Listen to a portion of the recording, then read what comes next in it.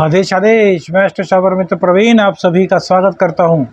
मंगल का राशि परिवर्तन हो चुका है भैया। तुला राशि और वृश्चिक राशि के लिए यह गोचर कैसा रहेगा, इसी पर चर्चा करेंगे।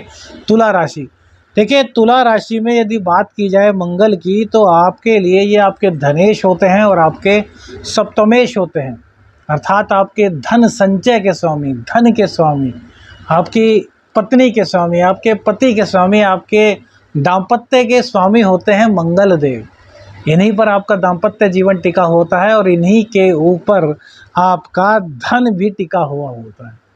तो अब ये अपनी ही राशि में, मेष राशि में, अपनी मूल त्रिकोण राशि में मंगल देव का प्रवेश हो चुका है।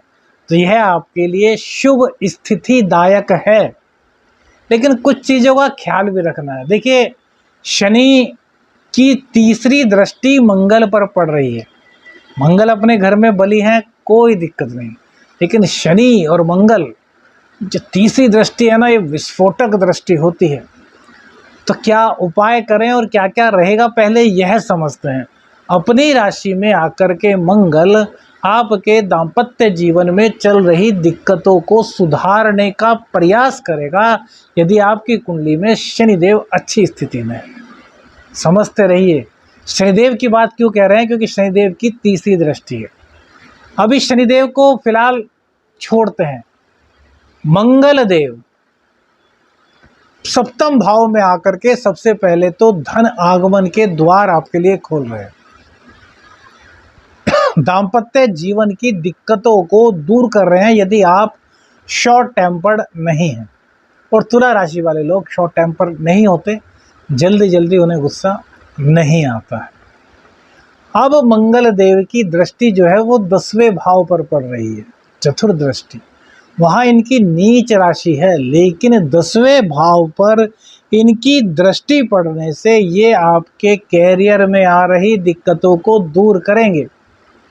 नौकरी आपके पास नहीं थी, नौकरी आपको दिला देंगे, क्योंकि धन इनको दिलाना है तो कैरियर को तो मजबूत करना होगा। कैरियर मजबूत नहीं होगा तो यार धन कहाँ से आ जाएगा, है ना। आपकी दैनिक आमदनी को ये बढ़ाएंगे, आपके अंदर एक से एक आइडियाज लाएंगे, आपके अंदर पुरुषार्थ को बढ़ा देंगे, आपके अंदर नव चेतना जागृत करेंगे। जो शनि के पंचम में होने के कारण आपके अंदर आलस्य है, आपकी कमर में दर्द है, आपकी पीठ में, आपकी पिंडलियों में जो दर्द है, उस दर्द को राहत में बदलेंगे। कहते हैं ना, एक आदमी जरा से दर्द में बिलबिला जाता है और एक आदमी बहुत सारे दर्द को भी सहन कर लेता है। तो जहाँ यह आपको सहन करने की शक्ति प्रदान कर रहे हैं, वही दिक्कतों से बाहर निकालने का मार्ग आपको कैरियर के थ्रू बता रहे हैं कि आपके कैरियर में अब इनके गोचर काल के दौरान 45 दिनों के अंदर उछाल आने वाला है। तो कैरियर को लेकर के यदि आप कहीं से भी सशंकित थे, तो उस आशंका को हटा दीजिए। बस हनुमान जी की आराधना जरूर करते रहिए, सुंदरकांड का पाठ करते हैं तो बल्ले बल्ले। अब इनकी दृष्टि आपके लग्न पर, अर्थात आपकी राशि पर पड़ेगी, तुला राशि पर।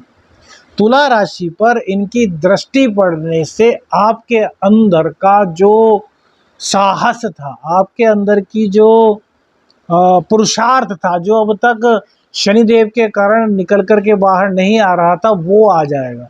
आप कहीं से खुद को मायूस महसूस कर रहे थे, कहीं से खुद को लाचार महसूस कर रहे थे, तो उस परिस्थिति से मंगल देव आपको निकाल देंगे। थोड़ा गुस्सा आपके अंदर जरूर दिलाएंगे, उसके साथ साथ में साहस और परिश्रम भी आपके अंदर ये बहुत बेतहाशा पैदा करने वाले हैं। लेकिन अब इनकी दृष्टि अपने ही घर पर पड़ रही है, यानी कि सेकंड हाउस पर। तो देखिए, अपना घर है इनका, लेकिन जब मंगल की दृष्टि, अष्टम दृष्टि यहाँ पर पड़ेगी, तो थोड़ा सा कुटुंबी जनों से मतभेद हो सकता है। तो आपको अपनी वाणी को कंट्रोल में रखना है, अर्थात मंगल के कारण जो आपकी राशि पर इनकी दृष्टि पड़ने के कारण गुस्सा उत्पन्न हो रहा है, उस गुस्से को थोड़ा आपको कंट्रोल करना है। आपको अपने अंदर की चेतना को जागृत करते हुए अपनी वाणी को मधुर बना करके, जहाँ धन प्राप्त करने के अनेक रास्ते खोजने हैं और उनसे प्राप्त करना है, वहीं कुटुंबी जनों को भी साथ लेकर के चलना है, क्योंकि मंगल देव की अपनी ही दृष्टि पड़ी हुई है। अब एक सार जो हमने स्टार्टिंग में कहा था, शनि की दृष्टि सीधी मंगल पर होगी तो ये विस्फोटक योग बनेगा। किस चीज के लिए विस्फोटक योग बनेगा? दो चीजों के लिए। कैरियर में अच्छे हैं, धन में अच्छे हैं, आपके परिश्रम को बढ़ा रहे हैं, आपको पुरुषार्थ बढ़ा रहे हैं, ज्ञान पैदा कर रहे हैं। विस्फोट कहाँ पैदा करेंगे? दाम्पत्य जीवन में। तो दाम्पत्य जीवन में यदि कोई विवाद चल रहा है, क्योंकि शनि की दृष्टि पहले से ही वहाँ पड़ी हुई है। पंचम के शनि भैया बहुत खराब होते हैं, हम पहले ही बता चुके हैं। पंचम के शनि स्वास्थ्य को भी प्रभावित करते हैं, धन को भी प्रभावित करते हैं, दाम्पत्य को भी प्रभावित करते हैं। तो यहाँ विस्फोटक स्थिति बन गई। जो पति पत्नी के बीच विवाद चल रहा है, तो हम कहेंगे इस बार कम से कम 1.5 महीना आप इस बारे में कुछ विचार ही मत कीजिए। यथा स्थिति बनाए रखिए, ना तो अलग होने की सोचें और ना ही जुड़ने की सोचें यदि विवाद है तो। और जिनकी कुंडली में विवाद नहीं चल रहा, वो लोग किसी भी हालत में पति पत्नी के बीच छोटी छोटी बातों को लेकर के भी तकरार ना होने दें, क्योंकि तकरार बढ़ सकती है। वहीं यदि आपके पार्टनरशिप में आपका कोई काम है, कोई बिजनेस है, तो पार्टनरशिप में भी आपके विवाद की संभावनाएं इस गोचर काल के दौरान जागृत हो रही हैं। तो पार्टनर से भी बात करनी है। अगर आपको कोई गलती नज़र आ रही है तो यार रखिए, उसको अपनी नज़र में रखिए, अभी इस बारे में कुछ बात मत कीजिए, विवाद मत कीजिए, क्योंकि नुकसान कहीं ना कहीं इसमें आपका हो सकता है। हालांकि विजय दिलाने के चांस भी हैं, क्योंकि मंगल अपने घर के हैं, लेकिन फिर भी हम कहेंगे कि शनि की दृष्टि विच्छेदात्मक दृष्टि है और मंगल पर पड़ेगी तो विस्फोट ही पैदा करेगी। लड़ाई झगड़ा विवाद कोर्ट कचहरी इन सब से बच करके रहिए और 13 जुलाई तक इन सब बातों को टाल दीजिए, उसके बाद बात कीजिए। तो यहाँ से सप्तम भाव में जो टूटने की संभावना है वो समाप्त हो जाएंगी। उपाय क्या करें वो आपको जरूर बताएंगे, उसको देखना बिल्कुल मत भूलिएगा। बात करते हैं वृश्चिक राशि की। तुला के बाद वृश्चिक राशि के लिए मंगल देव का गोचर कैसे होगा? देखिए, वृश्चिक राशि वालों के लिए गोचर बहुत मंगलमय होने वाला है, क्योंकि मंगल देव 6ठे भाव में अपने ही घर में आ गए हैं और यहाँ पर इनको कारकत्व प्राप्त है, सेनापति हैं। हालांकि शनि की दृष्टि पड़ रही है, कहाँ कहाँ असर डालेगी वो भी बताएंगे, लेकिन वो शुभता ज़्यादा देगी। तो सबसे पहले तो रोग रिपु ऋण इन तीनों को यह दूर करने वाला होगा। और रोग आपके अंदर था, उस रोग को ये दूर करेंगे। ऋण आप पर चढ़ गया था तो आपकी इनकम बढ़ाएंगे, जिससे कि आपके ऋण उतर जाएं। या ऋण उतरने के अनेक ये कहीं ना कहीं कारण कुछ ऐसे बनाएंगे जिससे कि आपका ऋण धीरे धीरे उतर जाए। कॉम्पिटिटर्स तो भैया कुछ करने की जरूरत ही नहीं, आपको अपने आप ही आपके सामने नतमस्तक हो जाएंगे। इतनी बड़ी बात, कितना प्लस पॉइंट है आपके लिए। 6ठे घर में मंगल अपनी ही राशि में, अपनी मूल त्रिकोण राशि में मंगल देव का गोचर वृश्चिक राशि वालों के लिए सबसे बेहतर है, बेहतर। रोग रिपु ऋण तीनों को समाप्त कर रहे हैं। अब इनकी चतुर्थ दृष्टि पड़ रही है 9वें भाव पर, जहाँ की चंद्रमा की राशि है। तो भाग्य भाव को बढ़ाएंगे आपके। हाँ, माँ के स्वास्थ्य का थोड़ा सा ध्यान रखना होगा, पिता के स्वास्थ्य का थोड़ा ध्यान रखना होगा, लेकिन भाग्य को मजबूत करेंगे। तो सबसे पहले तो माँ की और पिताजी की सेवा करना शुरू कर दीजिए। वैसे तो आप सभी लोग करते होंगे, लेकिन सेवा को और बढ़ा दीजिए। देखिए, माँ बाप की सेवा, बड़े बुजुर्गों की सेवा, उनका आशीर्वाद इतना शक्तिशाली होता है कि प्रारब्ध में किए गए पापों को भी काट देता है।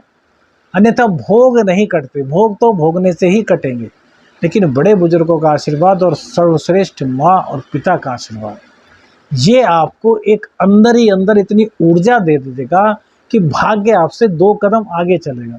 भाई, आप पर क्या चल रही है? आप पर ढैया चल रही है, ढैया के कारण आप परेशान हैं, आपके काम नहीं बन रहे, काम बनते बनते बिगड़ रहे हैं, 3 दिन का काम 23 दिन में हो रहा है ना? ये चीज़ें आपको हो रही हैं, मानसिक रूप से आप परेशान हैं।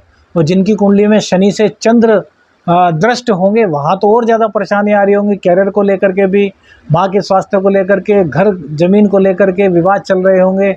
मतलब सुख नाम की कोई चीज़ नहीं होगी। तो शत्रुओं का शमन तो मंगल देव कर रहे हैं, इसमें परेशान होने की कोई आवश्यकता नहीं। माँ और पिता की सेवा करके अपने चंद्र और सूर्य को आप मजबूत बना लीजिए। चंद्र सूर्य राजा रानी पक्ष में हो जाएंगे। और मंगल देव सेनापति हैं, वो आपको सपोर्ट कर रही हैं, तो भाग्य आपका आगे आगे दौड़ेगा। ढैया का असर इस गोचर के दौरान काफी कम हो जाएगा। अब इनकी दृष्टि सीधे 12वें भाव पर पड़ेगी, तो ये विरत कराते हैं। मंगलदेव क्या है, क्रूर है। तो हमने क्या कहा, किससे विरत कराएंगे, तो विरत कराएंगे आपको रोगों से, विरत कराएंगे आपको ऋण से, विरत कराएंगे आपको अनावश्यक खर्चों से। आप सोच समझ करके खर्च करेंगे। आमदनी आपकी जहां भाग्य के सहारे बढ़ रही है, वहीं आपके खर्चों पर नियंत्रण लगाने की शक्ति ये आपको प्रदान कर रहे हैं।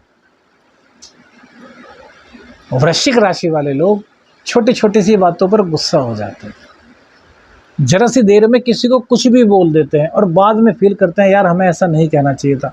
माफ़ी भी मांग लेते हैं क्योंकि उनको रियलाइज़ होता है कि हमने गलती किया।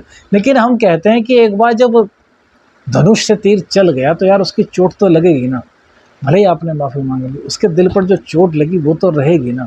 और ये जरा जरा सी चोट काफ़ी गंभीर बन जाती है। आप माफ़ी मांग लेंगे तब भी उसके दिल में पता नहीं क्या रह जाए।